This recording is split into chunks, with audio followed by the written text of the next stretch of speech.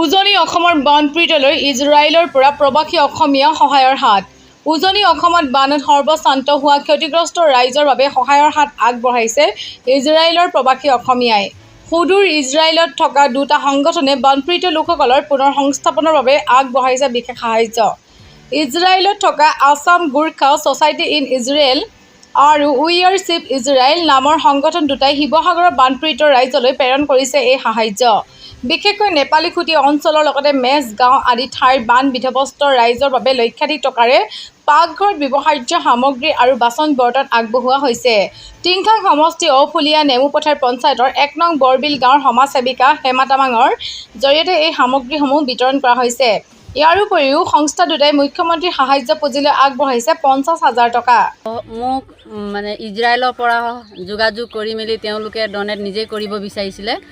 তেওঁলোকে ডনেট কৰিব বিচৰাত মোৰ লগত যোগাযোগ কৰিখিনি তেওঁলোকে সাহায্যটো কেনেকৈ হয় বানপীড়িত লোকৰ ওচৰলৈ মানে ভালকৈ যাতে পায় সেইটো কাৰণে অকণমান চোৱা চিতা কৰি দিয়া মানুহ অকণমান চাইখিনি যোগাযোগটো কৰি দিব বুলি ক'লে। তেওঁলোকৰ ফালৰ পৰা সেই সাহায্য পুঁজি যিখিনি আছিলে তেওঁলোকে সেই সাহায্য পুঁজি অনুমান কৰিখিনি বজাৰ কৰিব দিলে। গোটেইখিনি এইটো Assam Gorkha society in Israel আৰু উই আৰ চিভ ইজৰাইল নামৰ দুটা সংগঠন সম্ভৱ তেওঁলোকৰ তেওঁলোকে ডনেট কৰিছে এইখিনি যিমান বস্তু আছে। আজি এই বস্তুখিনিয়ে নহয়, আজি কিছুদিন আগতেও তেওঁলোকে কৰিছিলে, কিন্তু এই ধৰণে গোটেইখিনি যিটো ভাল ধৰণে হ'ব লাগিছিলে সেনেকৈ আমি কৰিব নোৱাৰিলোঁ। যেনেকৈ দিলে আমি গৈ বিলাই দিলোঁ।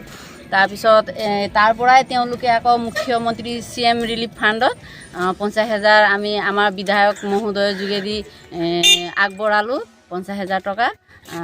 বাকী এতিয়া এইখিনি বস্তু আজি বিহুবৰ নেপালী খুটি ওচৰে পাজৰে মেচ গাঁও আৰু কি গাঁও দুখনমানৰ নাম কৈছে সেইখিনি জেগাত বিলাব দিছে। তেওঁলোকে দিছে ঠাইডোখৰ কৰিখিনি সেই তাত গৈখিনি যিখিনি বানপীড়িত ৰাইজ আছে যাৰ একেবাৰে অৱস্থা নাইকিয়া তেওঁলোকৰ ওচৰত বিলাব দিছে।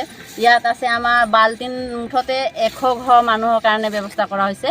বাল্টিং আছে 100 পিচ, চাহৰ টেকলি আছে 100 পিচ, কাঁহী বাতি 400 চাৰিটাকৈ, তাৰ হেতা আছে 2টাকৈ, তাৰপিছত লগত আছে কেৰাহী 100 পিচ, পাতি আছে 100 পিচ আৰু সৰু সুৰা বস্তু কিছুমানো আছে বিস্কুট এইবিলাক।